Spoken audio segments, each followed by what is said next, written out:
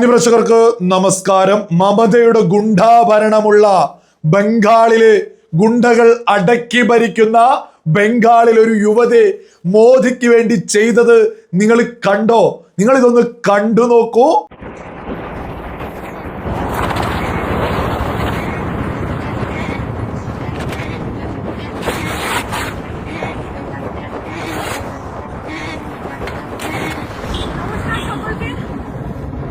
পশ্চিমবঙ্গের নিবাসীরা মাননীয় প্রধানমন্ত্রী নরেন্দ্র মোদীজিকে চাই, আর পশ্চিমবঙ্গের মাটিতে ২৬-এর নির্বাচনে তৃণমূলের বিসর্জন অবধারিত।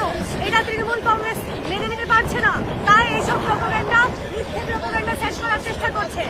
আমরা ভারতীয় জনতা পার্টির কার্যকর্তারা লড়াই করছি, লড়াই করব, আর ২৬-এর নির্বাচনে তৃণমূল কংগ্রেসকে হারাবো। നിങ്ങൾ കേട്ടില്ലേ? ഇതൊരു ചെറിയ കാര്യമാണെന്ന് ഒരാൾ പോലും തെറ്റിദ്ധരിക്കരുത്. ഗോ ബാക്ക് മോദി എന്ന് മമതയുടെ മണ്ണിൽ വെച്ചിട്ടുള്ളത് പരസ്യമായിട്ട് പട്ടാപ്പകല് കേറി വലിച്ചെറിഞ്ഞുകൊണ്ട് കൃത്യമായിട്ട് മമതാ സർക്കാരിനെതിരെ സംസാരിക്കുന്നതാ നമ്മൾ ഈ കേട്ടിട്ടുള്ളത്. ഗുണ്ടകളാണ് മമതയുടെ പോസ്റ്ററുകള് മോദിക്കെതിരെയുള്ള കാര്യങ്ങള് ബംഗാളിൽ ചെയ്തുകൊണ്ടിരിക്കുന്നത്. ജനങ്ങളെ അടക്കി ഭരിച്ചുകൊണ്ടാ മമത മുന്നോട്ട് പോകുന്നത്, ഗുണ്ടകളെ മുൻനിർത്തിക്കൊണ്ട്. ആ മണ്ണിലാണ് ഒരു യുവതി രംഗത്തെത്തിയിട്ട് ഗോ ബാക്ക് മോദി എന്ന് പറയുന്ന പോസ്റ്റർ അങ്ങ് വലിച്ചു കയറിയിട്ട് ഈ വീഡിയോ പങ്കുവെച്ചുകൊണ്ട് ഇവരുടെ ഇൻസ്റ്റഗ്രാം പ്രൊഫൈലിൽ ഇവരൊരു പോസ്റ്റും ചെയ്തിട്ടുണ്ട്. ഞാനതൊന്ന് വായിച്ചു കേൾപ്പിക്കാം. നമ്മുടെ നേതാവ് ശ്രീ നരേന്ദ്രമോദിജിയെ ഞങ്ങൾ സ്വാഗതം ചെയ്തു. പശ്ചിമ ബംഗാളിലെ വിവിധ ജില്ലകളിലായി ഇന്ന് പശ്ചിമ ബംഗാളിലെ ജനങ്ങൾ അദ്ദേഹത്തെ വളരെ വലിയ രീതിയിൽ സ്വാഗതം ചെയ്തു. തൃണമൂൽ കോൺഗ്രസിന്റെ വ്യാജ പ്രചരണങ്ങൾ ഉപേക്ഷിച്ചു. മമതയ്ക്ക് സംസ്ഥാനത്ത് സ്ത്രീകൾക്ക് സുരക്ഷ നൽകാൻ കഴിയില്ല. പക്ഷേ മമതയുടെ അഴിമതി നിറഞ്ഞ സർക്കാർ പശ്ചിമ ബംഗാളിലെ ഈ സജീവമായ മണ്ണിൽ അനധികൃത ബംഗ്ലാദേശികളെയും റോഹിംഗ്യൻ കുടിയേറ്റക്കാരെയും ബംഗാളിലെ തദ്ദേശീയ ബംഗാളികളുടെ അവകാശങ്ങൾ പണയപ്പെടുത്തി സംരക്ഷിക്കുന്നു. ആളുകളെ കൊള്ളയടിക്കുന്നതിലും ബംഗാളിന്റെ സമ്പന്നമായ പൈതൃകം കൊള്ളയടിക്കുന്നതിലും അവർക്ക് പ്രശ്നമില്ലായിരുന്നു. നിയമലംഘനം, അഴിമതി, പ്രീണന രാഷ്ട്രീയം എന്നിവയെക്കുറിച്ചുള്ള ചോദ്യങ്ങൾക്ക് ഉത്തരം നൽകുന്നതിൽ പരാജയപ്പെട്ടതാണ് ഈ മണ്ടത്തരത്തിലേക്ക് നയിച്ചത്. എത്ര ശക്തമായ വാക്കുകളാണ് ഒരു യുവതി രംഗത്ത് വന്നുകൊണ്ട് ഗുണ്ടകളെ പോലും ഭയമില്ലാതെ പരസ്യമായിട്ട് ഗോ ബാക്ക് മോദി പോസ്റ്റർ അങ്ങ് വലിച്ചു കയറിയത്.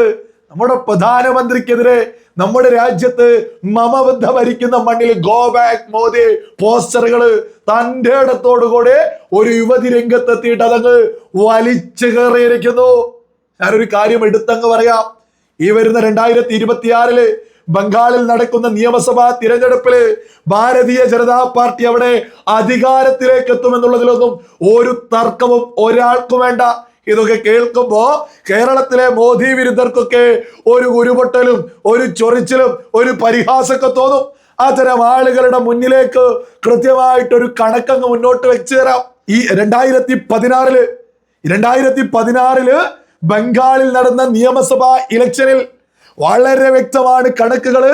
ആ സമയത്ത് ഭാരതീയ ജനതാ പാർട്ടിക്ക് കേവലം 5% വോട്ടുകൾ മാത്രമേ ലഭിച്ചിട്ടുള്ളൂ. 5% വോട്ടുകൾ മാത്രമായിരുന്നു ഈ 2016 ബംഗാളിൽ നടന്നിട്ടുള്ള ഇലക്ഷനിൽ വോട്ടു ശതമാനം എന്ന് പറയുന്നത് BJPക്ക് കിട്ടിയിട്ടുള്ളത്. ആ സമയത്ത് കോൺഗ്രസ് അവിടെ വിജയിച്ചിട്ടുള്ളത് 44 സീറ്റുകളില്, അവിടെ CPIM ജയിച്ചിട്ടുള്ളത് 62 സീറ്റുകളില്.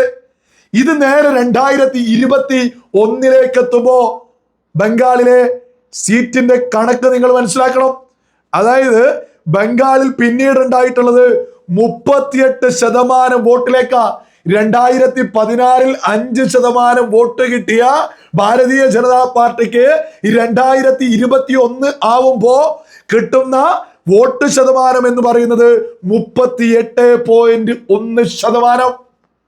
ആ സമയത്ത് 2021 77 സീറ്റും BJP നേടിയിട്ടുണ്ട്.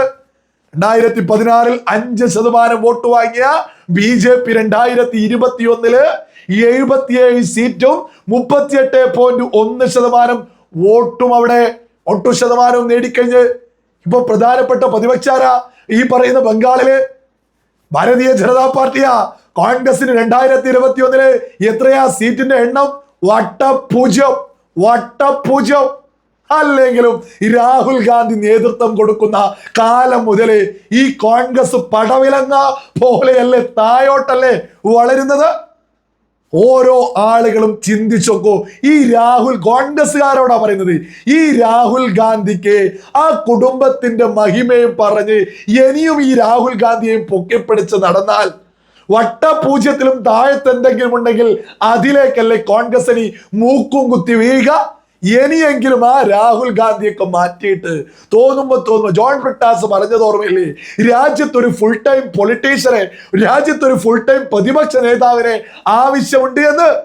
അതായത് സ്വന്തം മുന്നണിയിലെ ആളുകൾ പോലും പുച്ഛിച്ചു തള്ളുന്ന ഒരു പ്രതിപക്ഷ നേതാവിനെയും കൊണ്ട്, ഒരു കോൺഗ്രസ് നേതാവിനെയും കൊണ്ട് കോൺഗ്രസ് എന്നാ രക്ഷപ്പെടുക? കോൺഗ്രസ് തമ്മിൽ തല്ലുമായിട്ട് ഈ കഴിഞ്ഞ ബീഹാർ ഇലക്ഷനിൽ RJDയോട് അടിയുണ്ടാക്കിയിട്ട് 11 സ്ഥലങ്ങളിൽ മുന്നണിയായിട്ട് പോലും 11 സ്ഥലങ്ങളിൽ തല്ല് അത് തീർക്കാനും രാഹുൽ ഗാന്ധിക്ക് സാധിച്ചിട്ടില്ല. ആ രാഹുൽ ഗാന്ധി കോൺഗ്രസിന് നേതൃത്വം കൊടുക്കുമ്പോ വട്ടപൂജ്യമല്ലാതെ മറ്റൊന്നും സംഭവിക്കില്ല. ഇനി CPIM അവിടെ എത്ര വോട്ട്? അതും വട്ടപൂജ്യം തന്നെയാ ഈ 2021. അതുകൊണ്ടാണ് കൃത്യമായിട്ട് പറയുന്നത്, ഇന്ന് പ്രതിപക്ഷത്തുള്ള ഭാരതീയ ജനതാ പാർട്ടിയെ അധികാരത്തിലെത്തിക്കാൻ അവിടെ സകല തന്ത്രങ്ങളുമായിട്ട് രംഗത്തെത്തിയിട്ടുള്ളത് മറ്റാരുമല്ല, രാഷ്ട്രീയ ചാണക്യൻ എന്നറിയപ്പെടുന്ന, നമ്മുടെ രാജ്യത്തെ രാഷ്ട്രീയ ചാണക്യൻ എന്നറിയപ്പെടുന്ന അമിത്ഷാ നേരിട്ട് കളത്തിലുണ്ട്. നരേന്ദ്രമോദി നേരിട്ട് കളത്തിലുണ്ട്. മമതയെ തറ പറ്റിക്കുക എന്നുള്ളത് തന്നെയാ ഭാരതീയ ജനതാ പാർട്ടി 2026 നിയമസഭാ ഇലക്ഷനിൽ ബംഗാളിൽ ചെയ്യാൻ പോകുന്നത്. ഒരു തർക്കമില്ല. അതിന്റെ എല്ലാവിധ ആവേശവും അവിടെയുള്ള ഓരോ ആളുകളിലും ഉണ്ട്. അതാ നമ്മളിപ്പോ കണ്ടത്. പരസ്യമായിട്ട് ഈ മമതയുടെ ഭരണത്തില് മമതയുടെ ഓരോ ഏരിയകളും നിയന്ത്രിക്കുന്നത് മമതയുടെ ഗുണ്ടകളെ ഒപ്പം നിർത്തിയിട്ടാണ് മമത അധികാരം പിടിച്ചത്. ആ ഗുണ്ടകളെ വെച്ചിട്ടുള്ള പോസ്റ്ററൊക്കെ എടുത്ത് വലിച്ച് കീറി ആറ്റിലേക്ക് എറിഞ്ഞതാ നമ്മൾ കണ്ടിട്ടുള്ളത്. അവിടെ ഓരോ ആളുകളും രംഗത്തെത്തുക നരേന്ദ്രമോദിക്ക് വേണ്ടിയിട്ട്.